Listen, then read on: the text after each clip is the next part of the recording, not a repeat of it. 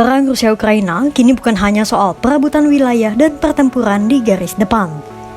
Ada babak baru yang tak kalah menentukan, yakni perang energi. Dari langit, drone dan rudal melesat menargetkan jantung infrastruktur vital, mulai dari kilang minyak hingga pembangkit listrik. Kedua pihak sama-sama menjadikan energi sebagai senjata dengan tujuan yang berbeda.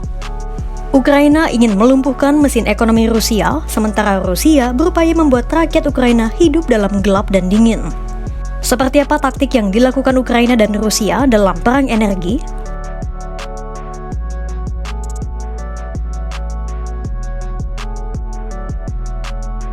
Bagi Ukraina dan Rusia, fasilitas energi bukan sekadar infrastruktur ekonomi, namun juga urat nadi kekuatan militer dan politik. Serangan ke fasilitas energi bisa memengaruhi logistik perang dan juga mengganggu kehidupan warga sipil.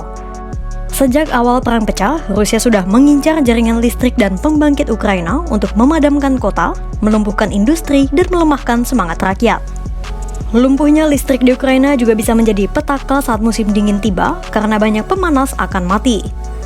Sementara Ukraina sendiri baru mulai mengincar fasilitas energi Rusia pada tahun 2024.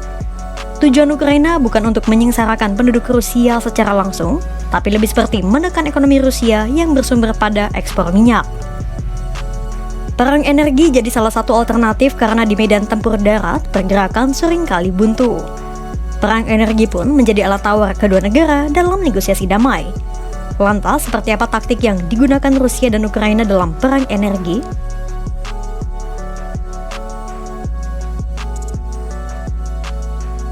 Rusia banyak menggunakan rudal balistik jarak jauh seperti Kalibr dan Iskander, serta drone kamikaze alias Shahid buatan Iran untuk menyerang fasilitas energi Ukraina.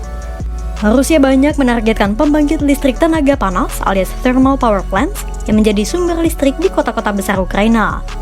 Serangan juga diarahkan Moskwa ke gardu induk dan stasiun distribusi listrik untuk melemahkan sistem transmisi Ukraina. Pembangkit listrik tenaga nuklir terbesar di Eropa, yakni PLTN Zaporizhzhia, juga turut jadi target serangan Rusia. Serangan memang tak langsung menyasar PLTN Zaporizhzhia karena dampak radioaktifnya bisa sangat mematikan. Namun, serangan-serangan di sekitarnya cukup membuat Ukraina tertekan secara psikologis. Jika listrik padam, tak hanya warga yang sengsara, industri pertahanan dan jaringan transportasi militer Ukraina pun bisa terganggu. Lumpuhnya jaringan listrik bisa menghambat Ukraina memproduksi drone dan senjata, serta memperbaiki infrastruktur yang rusak. Terputusnya jaringan listrik juga menjadi mimpi buruk bagi warga Ukraina yang bersiap menghadapi musim dingin. Ukraina sudah mengalaminya. Di musim dingin 2022 hingga 2024, banyak kota di Ukraina yang tak mendapatkan aliran listrik. Hal itu membuat rumah-rumah warga gelap dan dingin karena tak bisa menyalakan penghangat ruangan. Serangan Rusia dalam perang energi memiliki pola tersendiri. Serangan terhadap fasilitas energi biasanya makin intensif terjadi pada musim dingin, mulai dari Oktober hingga Maret. Sekarang, bagaimana dengan taktik Ukraina dalam perang energi?